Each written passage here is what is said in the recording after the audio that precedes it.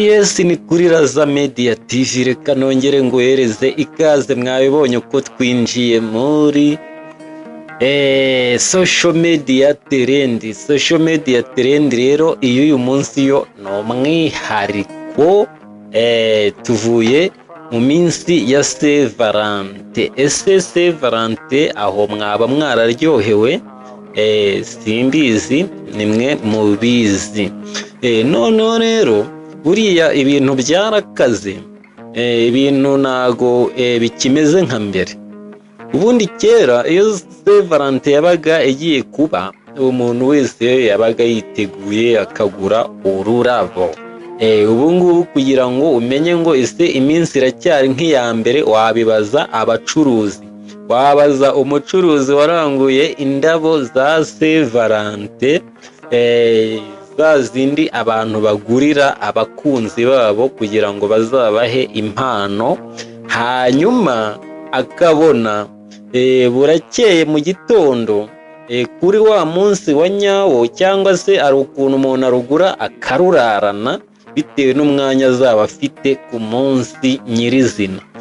Ugasanga ururabo araruguze araruraranye, noneho ugasanga hari undi muntu we waziranguye yiteguye yuko ari buzirarane, abambere bagatangira kuzigura buri buke umunsi nyirizina ugera.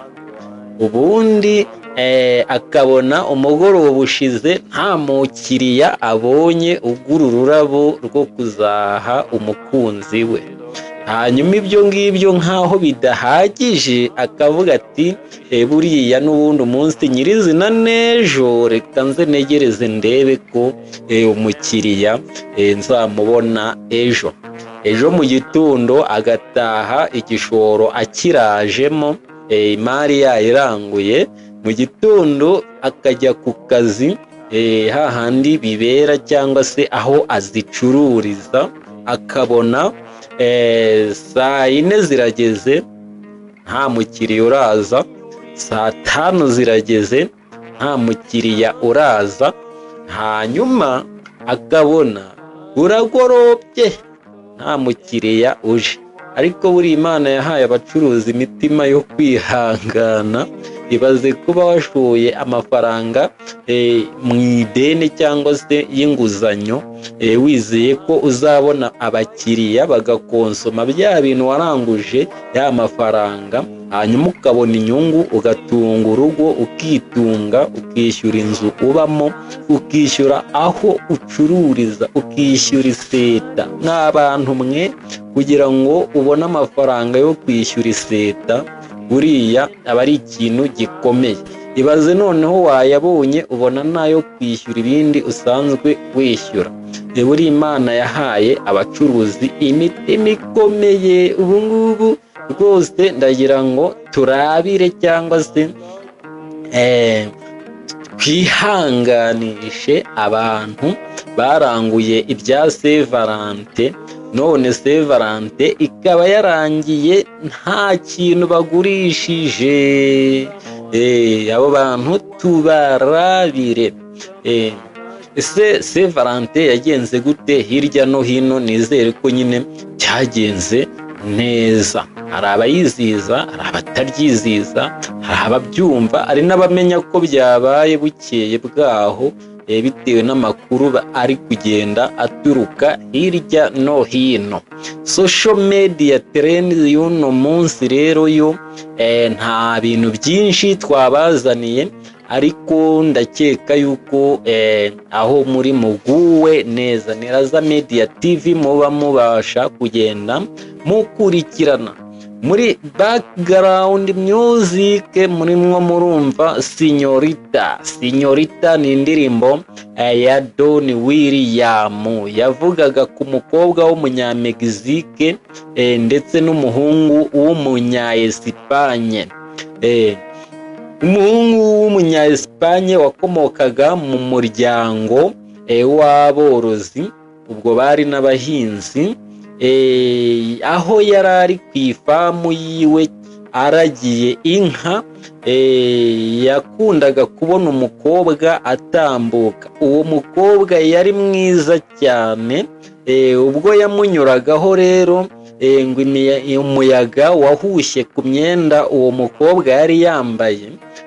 Umuyaga umaze guhuhaho, urabona kumwe mu muyaga utwara imyenda nyine, ukaba wabasha kubona bimwe mu bice by'uburanga bw'umuntu.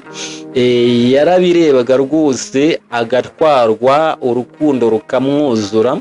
Ariko uko uwo mukobwa yagumyaga kuhanyura, undi yagumyaga atekereza kuba yamubwira ko amukunda, ariko ntibishoboke. Rero kera kabaye, nyamusore yaje gufata icyemezo, yegera umukobwa aramubwira ati reka nkubwire, ariko nubwo nkubwira unkunde, kuko nanjye hari umuntu nkunda. Uwo muntu nkunda ni wowe, ariko nawe unyemerere unkunde. Ati ndakubwira amateka y'ubuzima bwanjye, y'umuryango wacu, ariko ntabwo nyakubwira kugira ngo hagire icyo ubihinduraho, ariko ndayakubwira uko ari. Ati kera, ati imiryango yacu yigeze gushyamirana bapfa inzuri z'inka. Ati ibyo byaje kunsigira igikomere, ariko ntago mbikubwiye ngo ugire icyo ubihinduraho. Umukobwa wakomokaga mu bakire yumvise icyifuzo cy'umusore, arangije aramwemerera, barakundana. Hari mu gihe cy'impeshyi, imvura y'umuhindo, ariko burya ngo byarangiye imvura y'umuhindo yaguye, uwo musore n'umukobwa basigaye babana. Nuko abakundanye cyangwa se uwakunze undi, byatinda cyangwa se byatebuka, birangira burya ibyo wakekaga ko bitaba bibaye. Nukunda umuntu bimubwire hataragira undi umugutanga ngo agutange kubimubwira. Erega burya ukunda wasanga hari undi umukunda akagutanga akarikocora, ubundi wowe ugasigara uririmba urwo mbonye nka wa muhanzi wo mu Rwanda waririmbye ati urwo mbonye bahungu mwe rungana gupfusha inyana. Uriya gupfusha inyana, ntubuzi inyana izizabyara uko zingana. Burya iyo upfushije inyana uba upfushije ubushyo.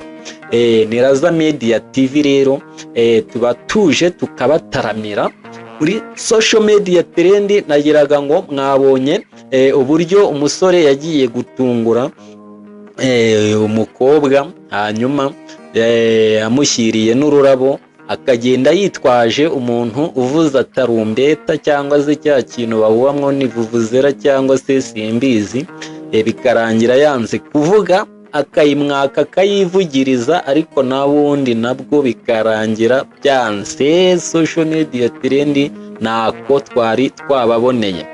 Kurikirana ibiganiro bya Raza Media TV. Social media trend ni buri wa mbere, kuwa kabiri, kuwa gatatu, kuwa kane no kuwa gatanu nabwo tugenda tubagezaho ibindi bitewe n'icyatuzindukiye cyangwa se bitewe n'uko umunsi uba wagenze. Gumana na Raza Media TV ukurikira ibiganiro byacu bigiye bitandukanye.